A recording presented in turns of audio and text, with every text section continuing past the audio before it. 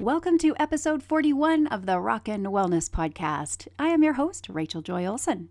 I am a wellness junkie and coach whose mission is to help women love and take care of themselves, discover their deepest desires, and live a healthy and inspired life. Today you will learn 10 things you can do, starting today, that will help you become the best version of yourself.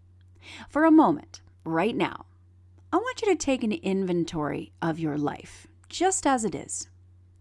Do you enjoy what you are doing for work? Or do you do a job that you dread going to every day and struggle to make ends meet financially?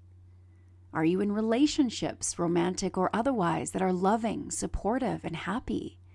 Or do you find yourself feeling unloved, unsupported, unhappy, and uninspired with the people you have in your life? Do you have goals and dreams that you work towards each day, or do you sit around in self-pity wondering why you aren't where you want to be in your life? I get it. Taking an inventory like this can be a real wake-up call, but it may be just what you need to get up and get working towards the life you truly desire. And today you're going to learn some of those ways that will help you do this. So if you're ready, let's get to it.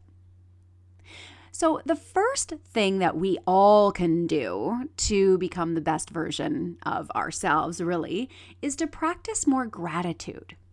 So what's the first thing you think of when you hear this concept of practicing gratitude? You probably think of writing a gratitude journal or reciting the things you're grateful for in your mind each day or writing them down. And those are all great things and can be done as well.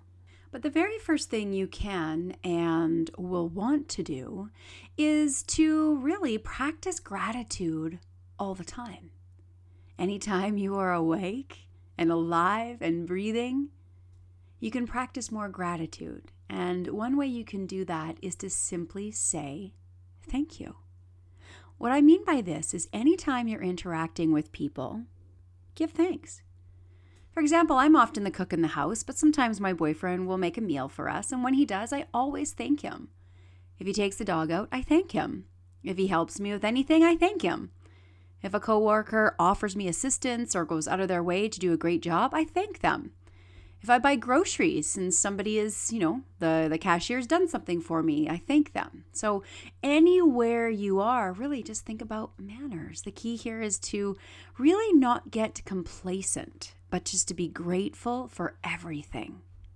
I was taught that it's proper to have manners, to always say please when I asked someone to do something for me, and to say thank you anytime anyone ever did anything for me, no matter how small. So start practicing gratitude today. If you're feeling like you're already doing a lot more, then do more. Thank you never gets old, and it certainly can never be overused. The second thing you can do today to become the best version of you is to use the acronym ILT. Now, I didn't know what this was until I heard Ray Higdon use the term, but it means invest, learn, and teach. So you want to invest in yourself, learn as much as you can, and then teach what you've learned to others. So first of all, you might choose to invest in yourself by buying books, taking courses, going to seminars and conferences, and learning as much as you can from each of those resources. Then, when you learn the material, rather than just taking notes and filing them never to be seen again, teach the concepts to someone.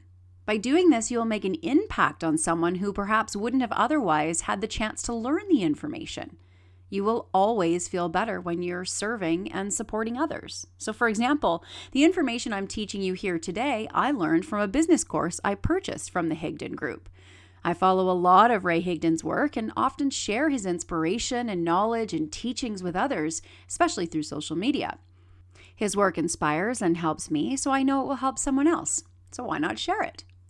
So if you're a business owner or entrepreneur and beginning to share your services, you can continually invest in yourself so you can become better. Then share what you've learned with others by converting the information to online content, such as live or recorded videos, blog posts, podcasts, social media posts, and so much more. Think about the last time you invested in yourself by purchasing a course or reading a great book. What did you do with the information when you were done? Did you just say to yourself, well, that was good information, and then shut the book and never think about it again? Or did you put it into practice by using it to help someone else? If it's been a while since you've done this, then this is a great place to start. Invest in yourself, learn something new, and teach what you've learned to someone else. The third thing you can do right now to become the best version of you is to learn to forgive. Dr. Michael Beckwith says that forgiveness is giving up the fact that the past could have been any different. Think right now about all the things you might be holding on to that have happened to you in the past. Perhaps you felt someone wronged you in some way and you're holding a grudge. Or perhaps you feel like you've never been able to catch a break and you hold that against past employers or colleagues. Or perhaps you did something in the past to yourself or to someone else and you just haven't been able to let that go. Forgiveness doesn't mean that someone's poor behavior is okay. It just means that you're letting it go and stopping it from letting it affect your future. The things that happened in the past that are you're still holding on to are taking up your energy and fogging up your future. Clear this up. Forgive people, forgive yourself, and you will find you'll have a clearer path. I've made many mistakes in my life. Really, who hasn't? Many decisions that I wish I could go back and change, or at least for a long time, I wished I could go back and change. However, it's these events that made me who I am and what make you who you are. When I was in my 20s and early 30s, I had absolutely zero respect for money.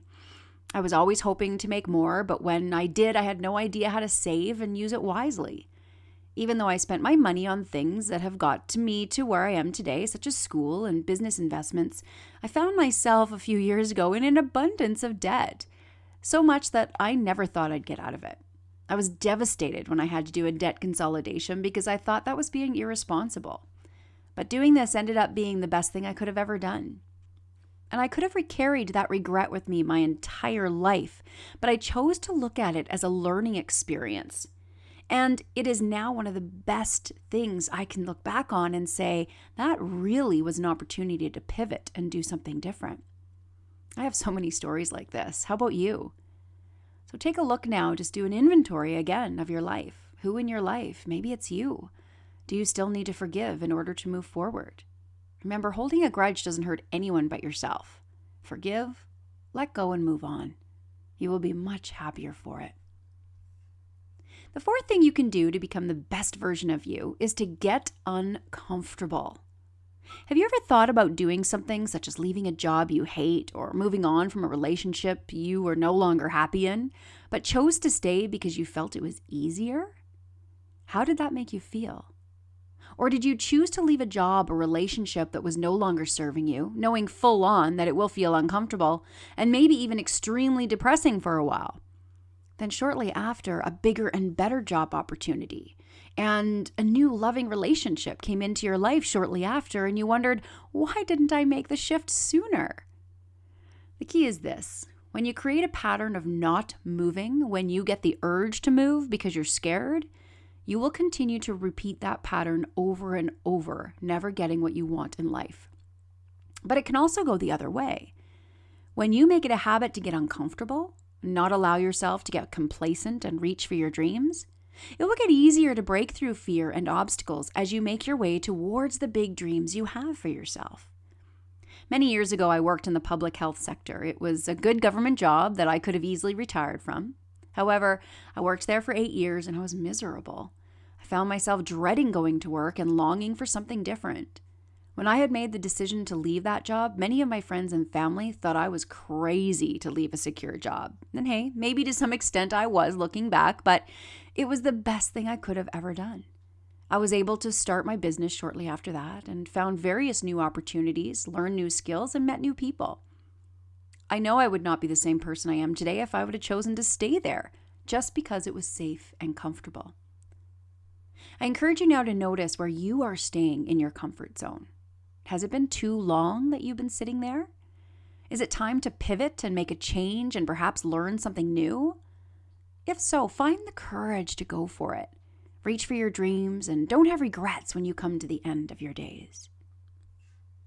The fifth thing you can do to become the best version of you is to limit or stop negative talk about yourself as well as others. This negative act does nothing but waste your time and energy, and it definitely won't help propel you forward into the life of your dreams. If you are around people who like to gossip, kindly excuse yourself or ask them to stop. If you find yourself leading the gossip, the minute you recognize what you're doing, stop, apologize, and change the subject. Now, along these same lines, it's important to not let what others say to you or what others think about you bring you down. What they say about you is frankly none of your business. Stay focused on your goals and the direction you're going in, and really don't get dragged down by what people are saying about you. A good example of this is people who get involved in a network marketing company. I have been in network marketing. I have heard all the negative talk, some from others and some from myself, from what are you doing that for? Isn't that a pyramid scheme? To you will likely never be at the top of the company. Only a few people do that. It's like winning the lottery. And yes, unfortunately, I have let those negative comments get to me. And maybe you have too, if you're in this kind of business or ever thought of being part of a network marketing company. But over the years, I have learned to never listen to people who are unsuccessful or people who aren't living their best life. And guess what? Anyone who has ever said those things to me were not successful, and they definitely weren't living their best life.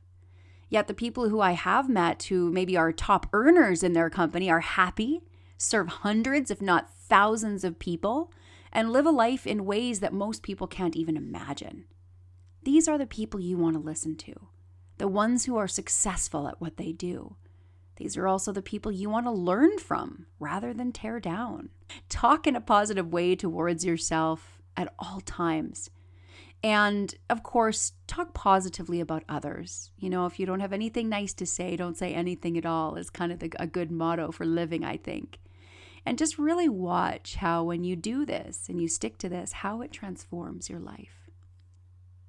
Now, the sixth way to become the best version of you is to develop clear winning habits that get you closer to rather than further away from your goals. Some of these habits may include having a daily meditation practice where you focus on what you're grateful for and the things you desire to accomplish